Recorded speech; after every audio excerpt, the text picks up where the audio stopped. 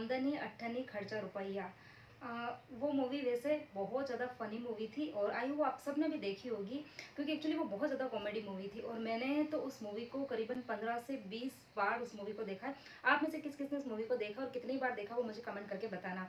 उस टाइम पर एक्चुअली हम छोटे थे और उस मूवी को हमने एक्चुअली फ़नी वे में लिया था और बहुत पसंद आती थी, क्योंकि छोटे थे हमको बहुत अच्छी लगती थी उस तरह की मूवियाँ, तो बहुत हंसते थे और मज़े से देखी थी। लेकिन आज के टाइम पर उस मूवी का जो टाइटल है ना, उस टाइटल को इस टाइम पर समझ में आता है, आमदनी अट्ठन्नी खर्चा रुपया।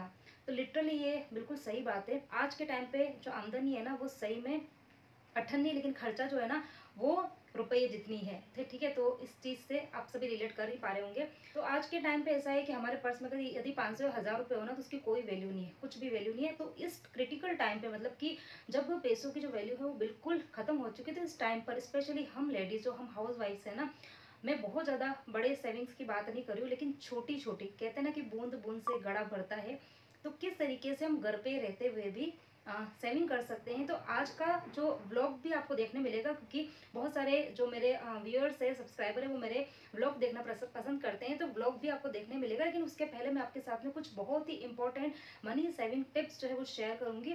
देखना जरूर, बहुत ही प्रैक्टिकल टिप है जो कि हम डेली रूटीन में हम कर सकते हैं।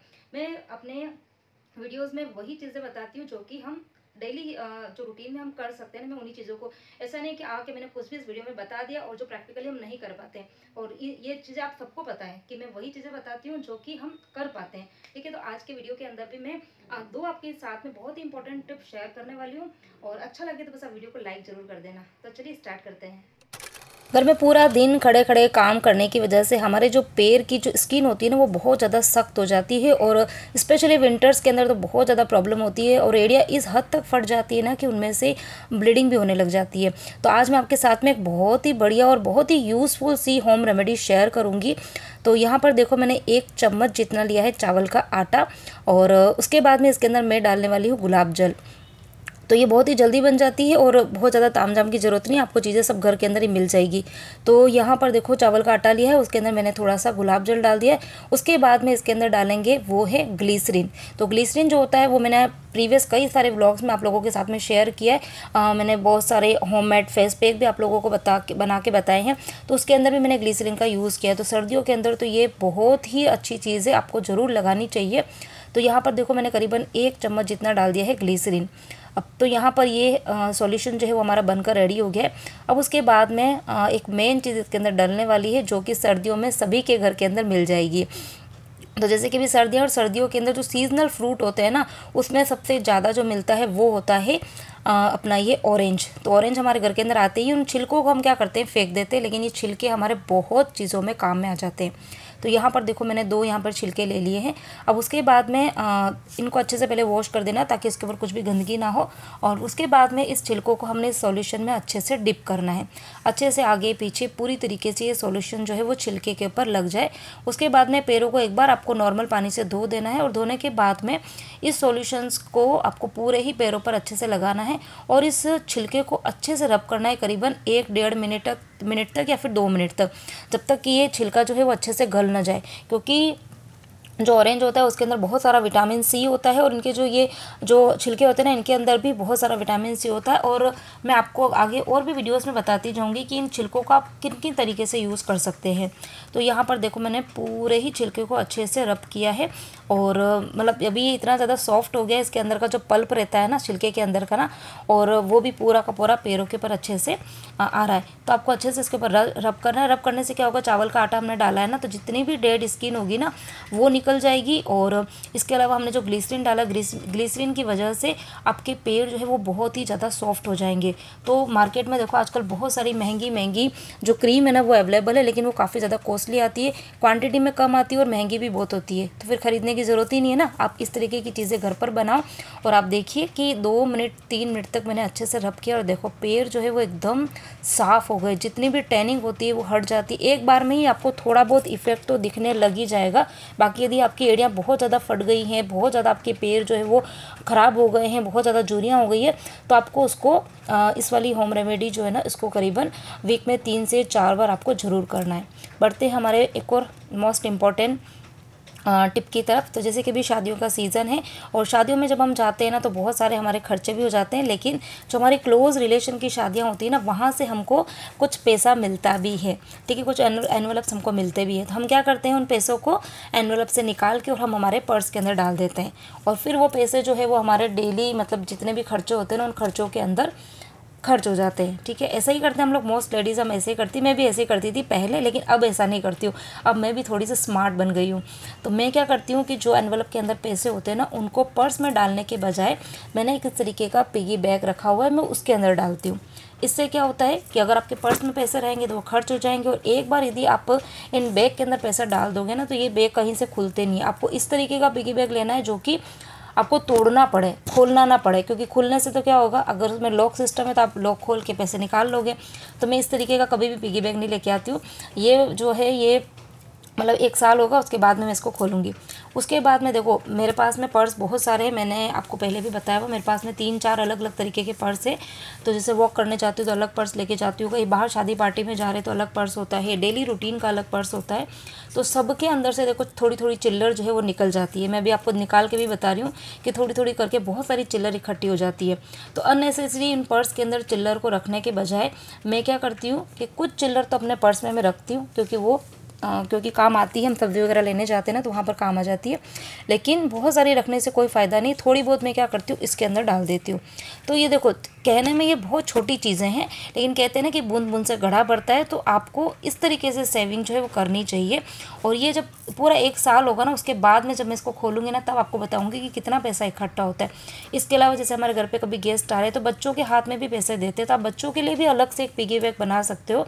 तो उनकी जो पैसे होते हैं ना, उनके जो भी पैसे आते हैं या उनकी जो हम पॉकेट मनी होती है ना, तो उन बच्चों को बोलना चाहिए कि बेटा आप पॉकेट मनी से आप कभी भी 5 रुपया 10 रुपया उसके अंदर डालो। इससे क्या होता है कि बच्चों को भी पता चलता है कि सेविंग जो है वो कितनी ज़्यादा ज़रूरी है, ठीक है।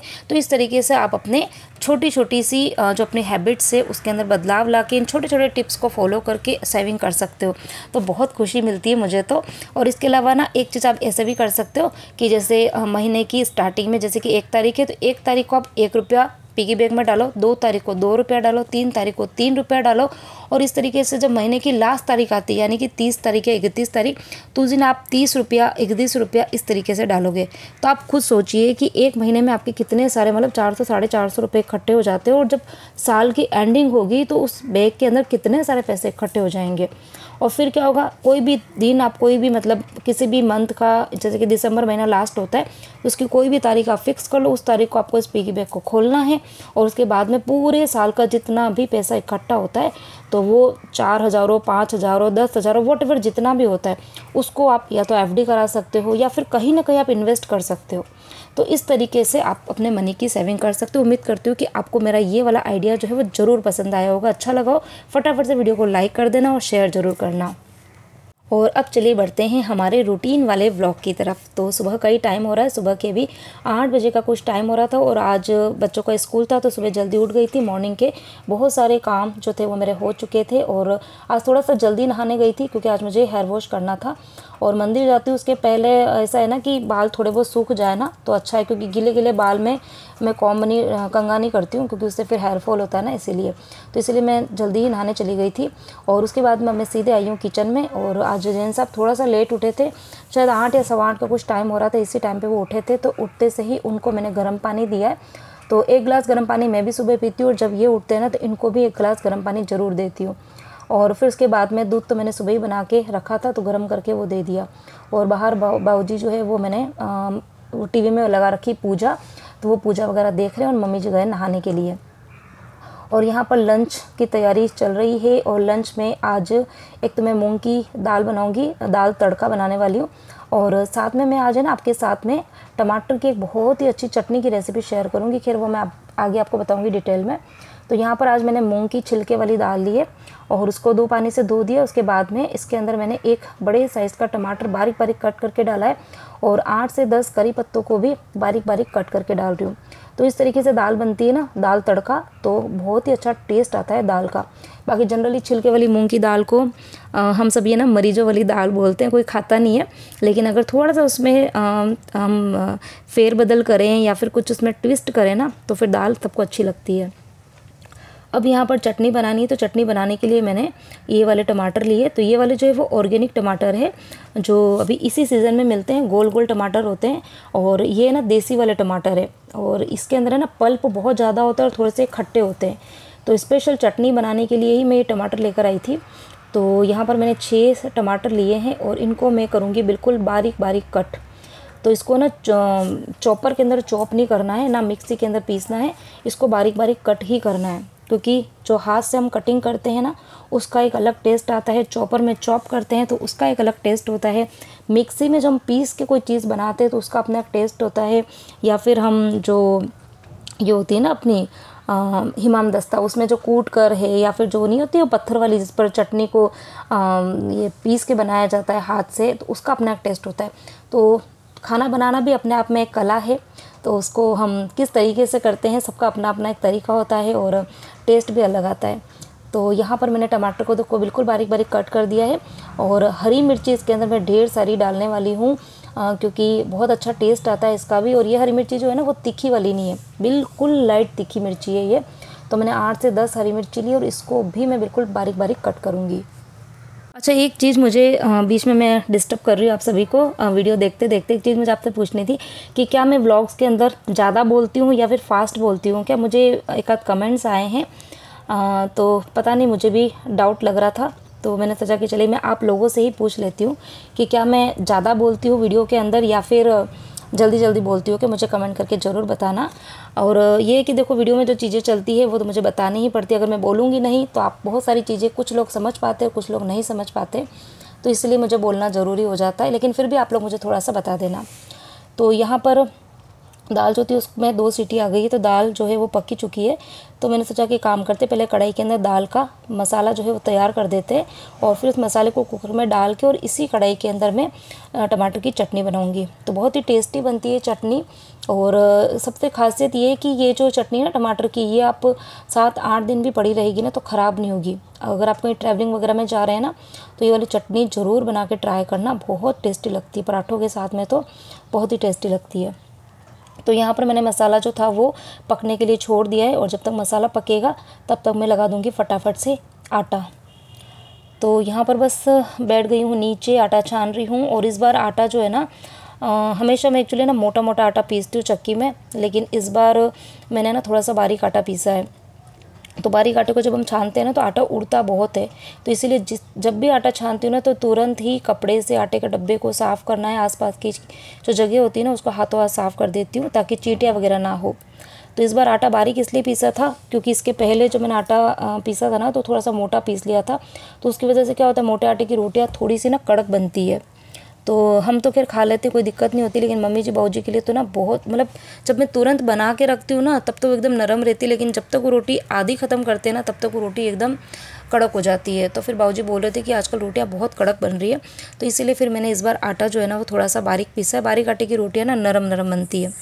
खैर आटा लगाने में दिक्कत बहुत होती है क्योंकि वो ना हाथ के बहुत चिपक जाता है, लेकिन हाँ रोटी बहुत नरम बनती है। तो यहाँ पर मैंने आटा लगा दिया है, और आटा थोड़ा कम ही लगाया है क्योंकि ये बनाऊँगी मैं, चावल बनाऊँगी इसीलिए। तो आटे के ऊपर बस तेल लगा दिया है, और अब बस इसको रख देंगे साइड में। और दाल का मसाला जो था वो भी पक चुका है। अब उसके अंदर थोड़ा सा पानी जो है वो डाल के और उसको डाल देंगे हम दाल के अंदर। फिर बनाऊँगी मैं फटाफट से अपने टमाटर की चटनी। बहुत ही अच्छी बनती है चटनी, बहुत एक्साइटेड है, बच्चों को बहुत पसंद आती है। लास्ट ईयर मैंने 2 बार बनाई थी, दोनों बार बच्चों को बहुत ही अच्छी लगी थी।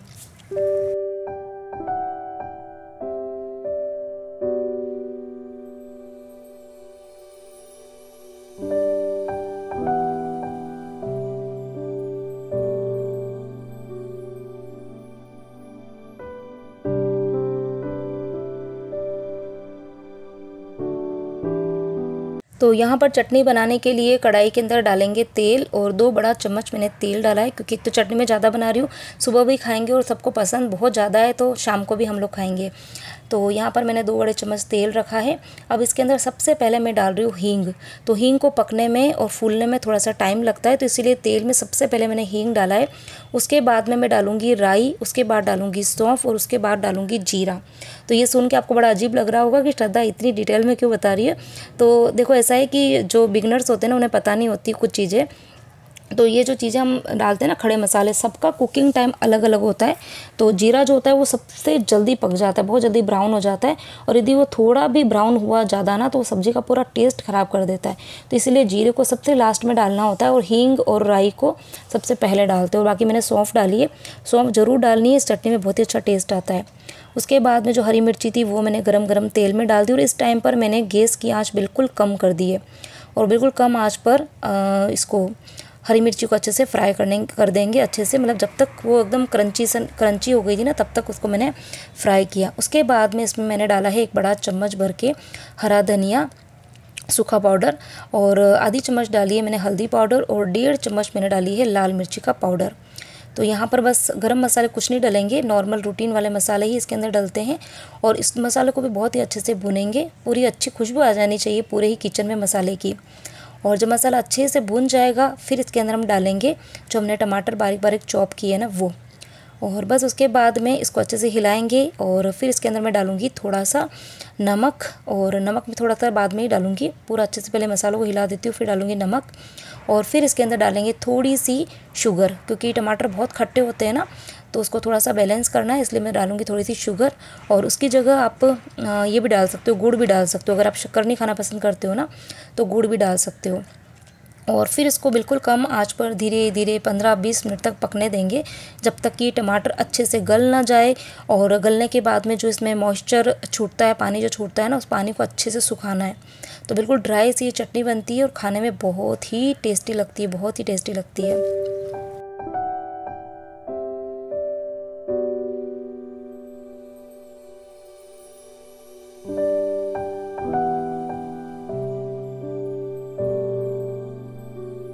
चटनी जो थी वो बन चुकी थी, दाल भी बन गई थी, तो किचन का मेरा सारा काम हो गया था। और अब मुझे जाना था मंदिर।